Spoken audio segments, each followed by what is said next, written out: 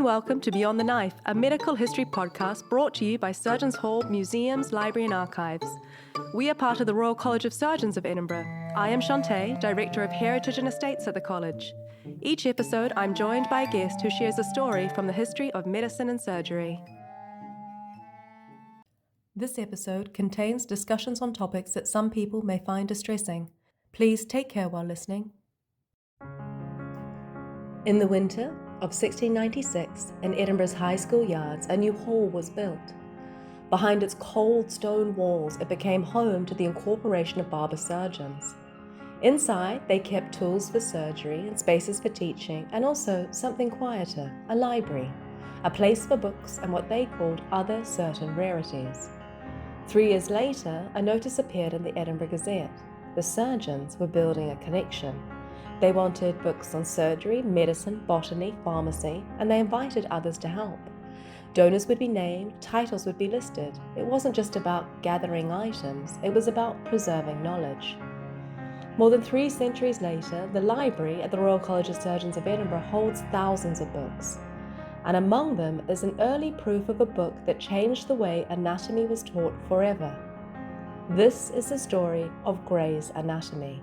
Not just a textbook, but the legacy of 2 young men, Henry Gray and Henry Van Dyke Carter, who brought it to life through their detailed work in writing, drawing, and printing.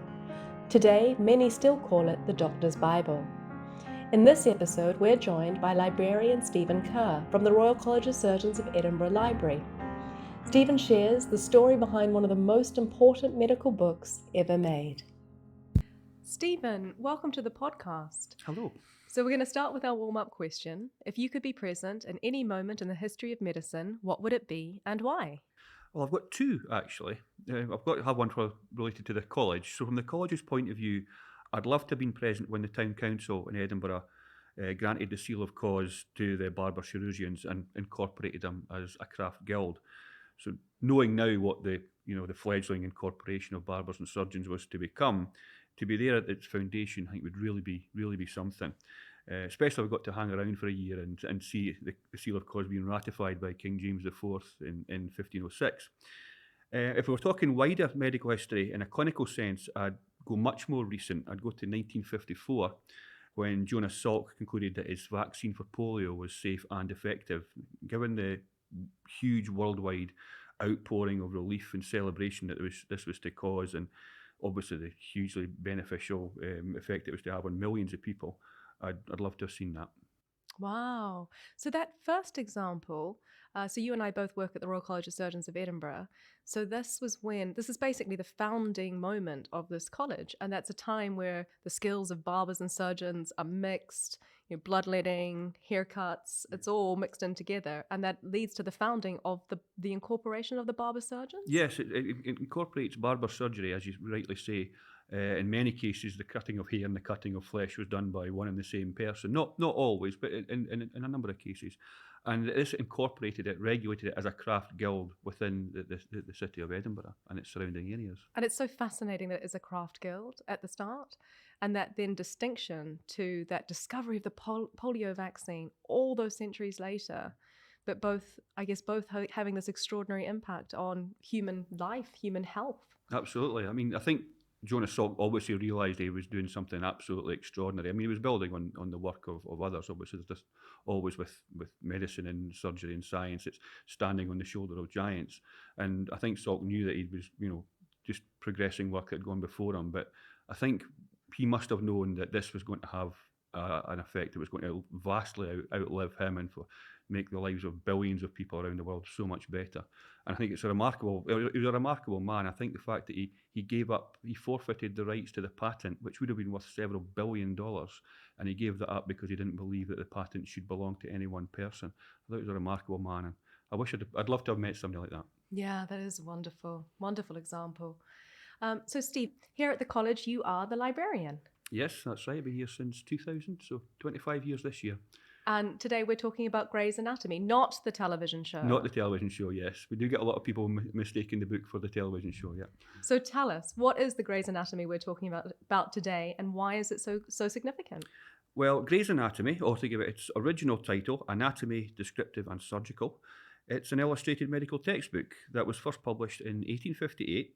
It was a collaboration between two young English anatomists and surgeons, Henry Gray and Henry Van Dyke Carter, who worked together at St George's Hospital and Medical School in London. It was designed to demonstrate the workings of the human body as they could be applied to practical surgery, with surgical students being their target audience. It was very successful. It led to further editions, and over 160 years later, the most recent edition, the 42nd, was published in 2020. It's still considered one of the most comprehensive and detailed medical textbooks ever written. The idea was to give as full an account as possible of anatomical understanding of the time, as it still is today. But it was originally created by two very different characters, and their collaboration wasn't without controversy. So before this book, before Gray's Anatomy, what were the significant textbooks that were consulted by anatomists? Well, the idea for Gray's Anatomy was hardly a new one. Illustrative anatomical textbooks had been a feature of scientific teachings for hundreds of years. For example, Andreas Vesalius, who's a legendary anatomist from Brussels. Now, in 1543, he wrote De Humani Corporis Fabrica, or On the Fabric of the Human Body. It's a groundbreaking work that focused on woodcut illustrations rather than on text, so that medical students would find it easier to understand the conclusions taken from his dissections. Now, in the 17th century, there was Anatomia Humani Corporis by a guy called Govard Bidloo, who was a Dutch anatomist, professor of anatomy and medicine at the legendary University of Leiden. This book had over 100 plates of living human and dissected cadavers. A famous figure in the 1700s was William Cheselden. Now, he was an English surgeon and anatomist. Now, in 1713, he published An Anatomy of the Human Body, which was very popular with students, not least because it was written in English rather than Latin, the traditional language of academia, of course. 20 years after that, he published Osteographia, or The Anatomy of Bones, which was arguably the first full and accurate description of the anatomy of the human skeletal system, and included a huge amount of illustrations of animal skeletons as well. Now, Cheselden in 1728 was actually credited with performing the first surgery that resulted in the first known case of full recovery from blindness, apparently on a 13-year-old boy called Daniel Dollins. Now, it has to be noted, Chanté, there was some speculation as just to how successful this surgery turned out to be, or even whether Cheselden carried it out at all. But it does bring us a link to a brilliant surgeon and anatomist and an artist called John Bell of Edinburgh in the late 1700s.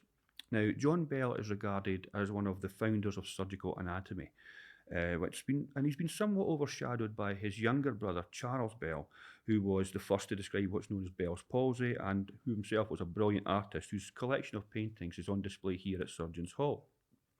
But John Bell was also a superb illustrator. He and Charles learnt their artistic skills from their mother, and in 1794 he created a book called Engravings of the Anatomy of the Bones, Muscles and Joints. It's a superb work. It's got dozens of really vivid plates showing the workings of the human body that John Bell drew himself. Now, the preface to the book is interesting in that Bell uses the example of Cheselden's supposed account of restoring Daniel Dollins' sight in the 1700s, and the early experience it must have been for someone who previously had no vision at all to be able to see. So Bell wrote, when a young man who had been blind from his childish years had his sight restored to him by our celebrated surgeon Cheselden, he was like one newly born into the world, needing to learn anew all objects around him, knowing nothing but by the eye, but all by the touch. It was while I was writing anatomical descriptions that I first thought of drawings and of placing my subjects in those very shapes and postures in which they were explained, and I conceived that the descriptions and the drawings might thus be wrought into one perfect whole. So Bell's idea was to bring the images and descriptions into close harmony, which was to be a key feature of Gray's Anatomy some half a century later. Now, this clarity of thinking, using his writings and drawings, made John Bell one of the most popular anatomical lecturers in Edinburgh around the turn of the 19th century. His classes were so well attended that he had to rebuild an entire private school to accommodate the demand for the classes that he prepared. So anyway, following John Bell, there was a guy called Jules Cloquet, who was a French physician and a surgeon, hugely talented artist. He produced a 5-volume atlas on human anatomy. It took him some 14 years, from 1822 to 1836, and had over 300 illustrations that Cloquet prepared himself. Scotland also had John Lazars, who was a professor of surgery here at the Royal College of Surgeons of Edinburgh. In 1822, John Lazars produced a series of drawings entitled A System of Anatomical Plates of the Human Body. Although, as we'll see with Henry van Dyke Carter and Henry Gray, Lazar's got the credit, but the illustrations were actually done by somebody else. They were done in this case by his brother, William. It was a notably expensive book, but it sold a great many copies. And significantly, there was an Irish anatomist by the name of Jones Quain, who was Professor of Anatomy and Physiology at the University of London. Now, he's the author of a work called Elements of Anatomy, which was first published in 1828 and covered 4,000 words and dozens of rich illustrations on the anatomy and development of the human body, and which became established as the standard English language textbook before Gray's Anatomy. Wow. So the need to be able to illustrate the human body as well as describe it. This was, I mean, in order to study and understand the human body, all of the intricate elements, there needed to be a way to record this, distribute that information across people seeking to learn. Absolutely. I think it's interesting that round about the 19th century, while there was always a place for the huge, enormous, what we call elephant folios of illustrated textbooks, but these were hardly practical as teaching aids. They were beautiful artistic plates, almost on a one-to-one scale of human anatomy, by people like Francois Carlo Antomarchi and Paolo Mascagni. In fact, in the college library, we've got a copy of their Plancher Anatomiques from 1826, which measures over 1.5 meters in width. But the success of the more descriptive and the less expensive titles was what really paved the way for Gray's Anatomy, and these were much more useful in a practical sense to medical students, which were obviously the key target audience. So tell us about Henry Gray. Well, Henry Gray, and we've got to note the spelling here of Gray, not Grey, as featured in Gray's Anatomy, the TV show. He was born and raised in Belgravia in London in 1827. He was one of 4 children. Sadly, he had a brother and sister who died young. His father, Thomas, actually had a privileged position in the royal courts. He was a private messenger to King James IV King George IV and King William IV. We don't know an awful lot about his childhood schooling. We know he started medical studies, though, in St George's Hospital in London in 1845. He was described as a handsome young man, very well spoken and gentlemanly. He was a very skilled anatomist and surgeon. His study and work methods were described as painstakingly methodical, and he placed immense importance on the process of learning anatomy via dissection. He became a member of the Royal College of Surgeons of England in 1848, and eventually became a fellow of that college in 1860. But his most significant appointment was probably in 1850, when he was awarded the position as house surgeon at St George's. In 1852, he was admitted as a fellow of the Royal Society and became lecturer of anatomy at St George's a year after that. Now, the work that obviously made his name around the world, Gray's Anatomy, was published in 1858, and I'm sure we'll come to that. But sadly, Henry Gray died only 3 years after it was published, in June 1861, died of smallpox, contracted from his 10-year-old nephew who he was treating for the disease. So that was a sad end to a short life. And there is a plaque on the wall of his home in Belgravia to this day. And what about the other Henry, Van Dyke Carter, the illustrator? What do we know about him? What do we know about his career and about him as a man? Ironically, despite their contrasting personalities, we probably know more about Henry Van Dyke Carter than we do about Henry Gray. Now, Gray was much more ambitious, and he's obviously more celebrated. Van Dyke Carter was a shy, unassuming man. But we know more about him, mainly, of course, because Carter lived nearly 40 years longer than Henry Gray. But also because, aside from the success of his world-famous book, Henry Gray's medical career was actually quite a conventional one. Historians today have also had the benefit of primary sources like Carter's diary, which is in the Wellcome Trust. And there's very few personal papers left over from Henry Gray's life. As I say, Gray had died of smallpox, and in order to quell the spread of the disease, an awful lot of his personal papers were destroyed. So that's obviously unfortunate in that regard. But Henry Van Dyke Carter was born in Yorkshire in 1831. His father, Henry Barlow Carter, was a talented artist whose work was exhibited throughout the country. Now, from an early age, young Henry also showed a great talent for drawing and a great interest in medical science. His parents felt that there would be more opportunities for him in London and not in Yorkshire. So, encouraged by them, he travels to London to study medicine at St George's Hospital and arrives there a few years after Henry Gray had gone. He and Gray become friends, but I think it's a push to call them really close friends. They first collaborated on an 1853 essay called On the Structure and Use of the Spleen, for which Gray asked Carter to produce illustrations to accompany his text. Now, this essay actually goes on to win the very coveted Astley Cooper Prize, which was funded by a bequest by the famed surgeon Sir Astley Paston Cooper, the anatomist who had died 12 years earlier. Now, essays could only be submitted for consideration for this prize anonymously. But when Gray went on to publish the essay as a book after it was successful in winning the prize, he does make a point of thanking several colleagues from St George's Medical School, but noticeably not Henry Carter. Now, Carter's probably quite stung by this, and especially when ophthalmologist William Bowman, in all innocence, goes on to credit Gray as the artist responsible for one of Carter's drawings in Bowman's own anatomical textbook a few years later. But in contrast to Gray, who was a confident, very self-assured man from a much more privileged upbringing, Carter was generally considered a shy, unassuming chap who hated confrontation, so he didn't raise any of these matters publicly. That said, in his diary from the period, Carter refers to Gray and his peers as snobs. Now, that might have been a natural inclination for a working class guy from Yorkshire to like Carter to think that way about somebody like Gray, who's from the more affluent London. And it may well have been written somewhat hastily in a moment of resentment about being overlooked for credit that should have been his. But it doesn't strike me as something you'd say about your closest friends, I have to be honest. But that said, it's fair to say that both young men developed a strong mutual respect, certainly for their skills and talents and for each other as people over time. So Carter obtains the MD in 1856, served for 2 years as anatomy demonstrator at St George's Hospital. In 1958, after work on Gray's anatomy is completed, but crucially before it's published, Carter goes to India to work for Her Majesty's Indian Medical Service. And while he's there, he's given the position of Professor of Anatomy at Grant Medical College in Bombay, which, as we'll see, does prove somewhat contentious to Henry Gray.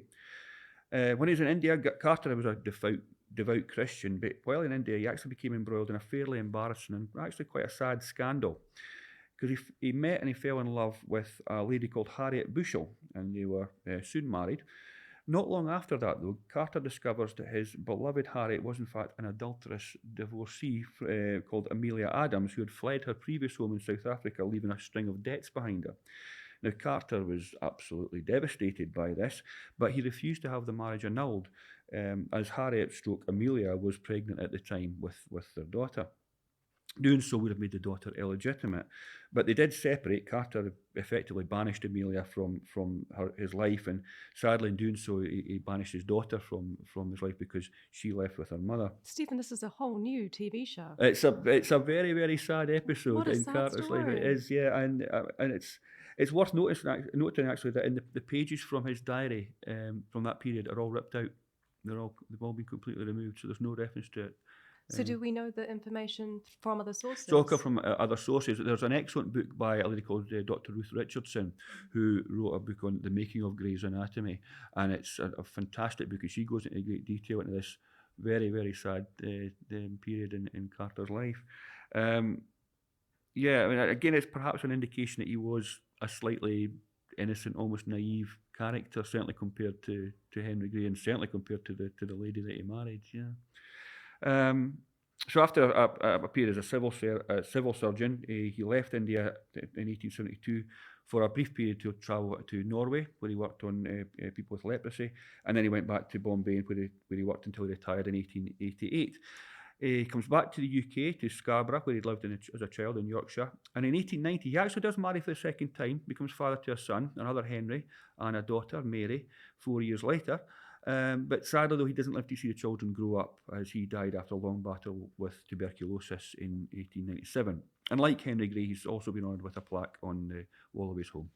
So that initial essay, for which first got Gray's success, Mm-hmm. Carter did the illustrations of the spleen for that. Mm-hmm. And Gray paid him for that, but there was no discussion about crediting or acknowledgement? It's not actually recorded whether what the agreement was. I would be very surprised if Carter did it under any idea that he wasn't going to be credited. So, Stephen, what was the process of creating Gray's anatomy, and how did it change the way anatomy was taught? Well, the concept for Gray's Anatomy was born in late 1855 when Gray mentioned to Carter, by now that his colleague at St George's, that he had an idea for a new anatomical textbook for students that was clear, accessible, and most importantly, affordable. Now, clarity of description was absolutely key. The era of the so-called philosophical anatomy, where you were trying to identify common patterns and structures in all organisms, that was coming to an end. And Gray wanted to create a work that was clear, produce clear views of the human body that any aspiring surgeon could apply to their craft. So both men felt, like John Bell before them, that although there were a huge amount of existing surgical textbooks, like the aforementioned Quain's Elements of Anatomy, many didn't quite accomplish that particular goal. Now, in the preface, Gray writes, "This work is intended to furnish the student and practitioner with an accurate view of the anatomy of the human body, and more especially the application of this science to practical surgery." Creation of Gray's Anatomy lasted 3 years, from conception in 1855 to publication in 1858, with Gray working on the text and Carter on the surgical anatomy illustrations. Now, for at least 18 months of this period, they carried out the dissections on the corpses from St George's Hospital and London's workhouses on which the text and illustrations were based. Carter drew over 300 illustrations for the first edition. His drawings were usually recognisable by the thickness and boldness of the lines that he created, and that's definitely the case in Gray's Anatomy. But some of the critics have described Carter's work in that particular book as a little bit more sombre and businesslike in style than he usually created. Now, there certainly are when you compare them to the style of John Bell, who used rope suspensions to illustrate the workings of the muscular system, which gives his work a macabre, almost torture-like look. But it's important to remember that Gray's Anatomy is deliberately presented, unlike some of the preceding titles that I've mentioned. It's not an art book. It's a surgical, practical instruction manual for the practical benefit of students. And Carter's illustrations, they combine with Gray's text to produce concise insights into the workings of the body. They make for a very useful textbook for those who are trying to master anatomy and surgery. The fact that people that could see the descriptive text right next to the illustration meant there was no need for the student to keep referring back to a descriptive key, which I'm sure anybody who's ever used a textbook for that purpose knows what can be a really frustrating chore that can be. So the book was published by J.W. Parker and Son of London, generated excellent sales, particularly amongst the target audience of medical students, and so much so that plans for an American version was quickly set in motion. It also garnered favourable reviews. For example, the British Medical Journal called it far superior to any other treatise on anatomy. So that placing of the text next to the image, that was really significant. Yes, it was quite groundbreaking for the day. It wasn't unheard of, but it was absolutely groundbreaking in that this entire book with well over 300 illustrations, 750 pages, with illustrations and descriptions immediately, like John Bell did with his, he wanted to create it as one whole. It was immediately you could see what it was you were looking at and what you were studying. And that was, it sounds quite obvious just now, but right at the time, it wasn't really a regular occurrence. You have these huge, big, large folios, sometimes enormous elephant folios that were so big that they required a separate title, a separate book, just to describe what it was the students were looking at. Gray's Anatomy reduced the need for that, and it was a huge thing for students at the time. I'm fascinated by this scene of them working together, dissecting bodies while describing and drawing. Yeah. It's a fascinating moment to think about. And it was the whole body. It is the whole body that is described. The entire human body, yeah. As was the understanding of surgical teaching as it related to at the time. I mean, that we're fortunate in that. It's a rather strange way of to put it. They were fortunate, but London's workhouses had, sadly, a huge amount of unclaimed bodies, which would, even after the Anatomy Act of 1832, enabled them to have access to that for anatomical and surgical teaching. So they made full use of that. And obviously St George's Hospital had a mortuary which they could have access to the bodies as well. Those that were unclaimed by family, they could be used for medical teaching. Gosh. So the book got favourable reviews, you've said, about medical journals, which praised it. But there was some controversy at the time as well, right? Yeah, there was a noticeably scathing review in the Medical Times and Gazette in early 1859. Now, this was no small thing because the Medical Times was probably the foremost medical journal at the time. Now, the review is anonymous, although that was standard practice for the time. And it covers some 4 pages of the March the 5th, 1859 issue. It's a huge review. Now, in it, the author states, Mr. Gray has written a book that was not wanted, a more unphilosophical amalgam of anatomical details and crude surgery we had never met with.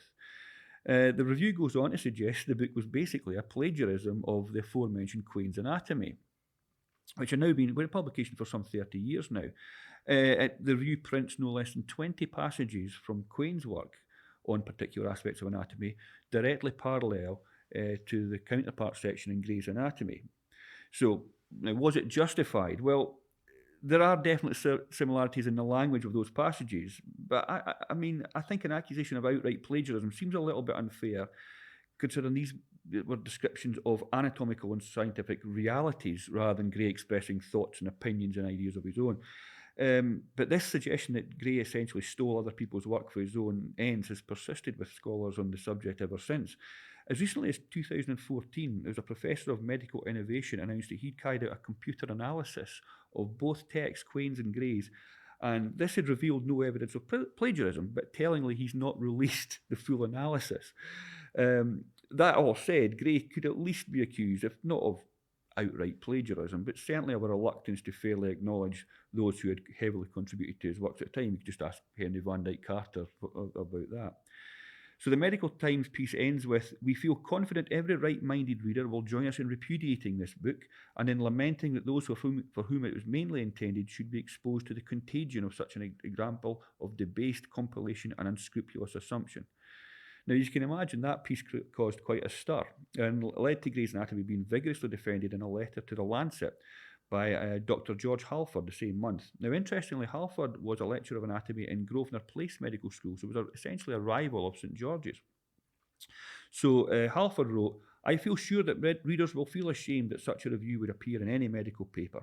I have carefully examined Mr. Gray's work and have come to the conclusion, which I do not state anonymously, that the book is especially adapted to the medical student, and Gray had done good work by showing us the style of book needed at the present day," which is, of course, what Gray had in mind.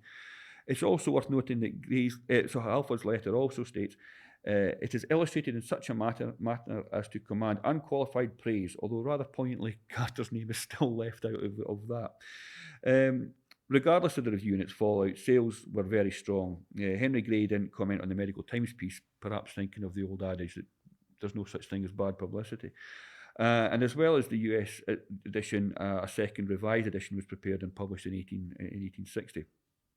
Gray didn't really live to see his that publication be a similar success, but obviously his name lives on in the book's title. So that here at the library, in the Library and Archive collections at the Royal College, we have original proofs of Gray's Anatomy. Now, throughout this conversation, we've talked about that relationship between Carter and Gray, and also that Carter wasn't always given the credit that he deserved. The proofs tell us something about that too. Tell us more about that. They certainly do, yeah. Well, the proofs were donated to the college in the 1940s by Mr. Michael Robert Sheridan, who's a fellow of the Royal College of Surgeons of Edinburgh. Now, interestingly, Michael Sheridan was actually the first ear, nose and throat surgeon to practice in Cornwall. Now, in a report from the Library Committee to the College Council of the 15th of May 1947, it was recorded that Mr. Sheridan and Dr. Mary Sheridan, that was his sister, had donated a number of printer's page proofs of the first edition of Gray's Anatomy, with correction in Henry Gray's handwriting. Although incomplete, these few sheets are of considerable interest, and they certainly were. Now, apparently relatives of the Sheridans in the United States had found the proofs amongst a deceased grandfather's papers, but quite how the grandfather obtained them is unclear. Anyway, Mr. Sheridan wanted the proofs to come to the Royal College of Surgeons of Edinburgh, so he presented them to Douglas Guthrie, who was also an ENT surgeon and who was honorary librarian to the college. He would actually go on to serve as vice president. So these proofs, back in 1858, had been sent to Henry Gray by the book's printer, a John Wertheimer, for Gray's correction and approval before publication. The layout of the proofs themselves had been arranged by the publishers, though. That's J.W. Parker. Now, as our records state, the proofs only comprise about 150 pages of what was to be a 750-page final version. Corrections have been made on most of the pages, although these are, for the most part, pretty unremarkable. There's a grammatical change here and a change of spelling there. But the title page is quite telling and does perhaps give another glimpse into an element of Henry Gray's character. Because on the title page, the authors' names are presented at the same size of typeset. They're both in capitals, albeit Carter's name is considerably lower down the page. But Gray has written 2 great big lines through Carter's name and noted it with type size of the name below, which suggests he's unhappy with the size of Carter's name and that it is given the same provenance as his own. And also underneath Carter's name, the proof states that he is Professor of Anatomy at Grant's College in Bombay. That's the position that he had recently obtained. But Henry Gray appears to have made a heavy strike through Carter's new job title, and next to it is written, to be omitted, HG. So when the final published version is produced, all Carter's left with is a mention of his previous role of late demonstrator of anatomy at St George's Hospital. Now, ironically, in 1876, Carter was to go on and to be promoted to the position of principal of Grant's College, which you can only imagine what Gray would have made of that. Now, to add insult to injury, Gray was paid £150 for every 1,000 copies sold. His estate continues to benefit from royalties from the sale of Gray's Anatomy to this day. But Carter only received a one-off payment of £150, and in later editions, Carter's name continues to get reduced in size, and by the 17th edition in 1909, it's gone altogether. Hence the nomenclature Gray's Anatomy, not Gray and Carter's Anatomy. In the corner of the title page, Gray's also written, send a revise before printing it off. Now, Carter, of course, is in India at Grant's College, so is presumably unaware of what his colleague is demanding. Although had he known, his mind probably would have went back to that 1853 essay on the spleen when Gray neglected to thank him for his help again, and which he actually attributed in his diary to jealousy, perhaps. Again, as I say, because Gray died of smallpox, it could be that we're being a little bit unfair to Gray here. It's possible that he left papers with glowing testimonies to Carter's work that were destroyed in order to quell the spread of disease, but the proofs do tend to tell a certain story and give us a certain insight into, I think, his thinking. It had perhaps been evident before when they'd worked on the spleen essay in 1853. Gosh, don't they? So if people want to see the proofs, where can they see them? So the proofs themselves are kept in our archive and are currently on display in the college library. They've also been digitised and are free to view online on our digital collections page, which can be found at archiveandlibrary.rcsed.ac.uk. I can definitely recommend a viewing. It is fascinating watching or looking at the way the notations and the way a name has been scored out. But yeah. Stephen, why do you think Gray's Anatomy has endured for over 150 years? Well, I can only speak as a librarian rather than an anatomist.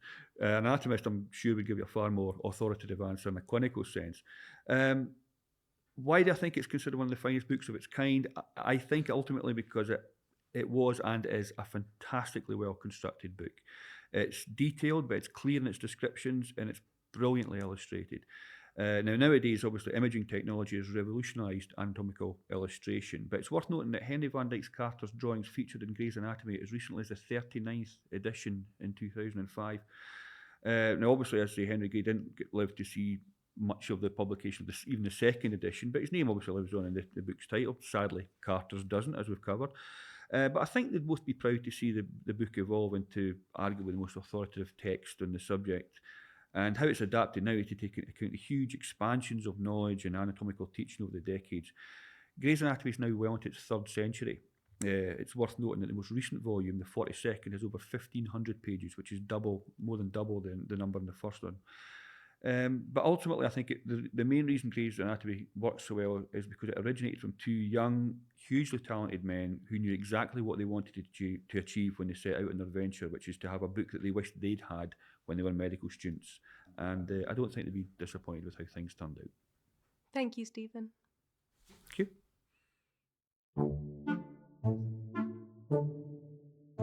Thank you for listening to Beyond the Knife, a medical history podcast brought to you by Surgeons Hall Museums, Library and Archives.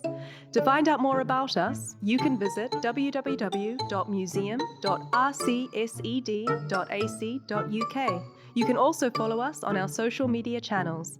Join us wherever you get your podcasts.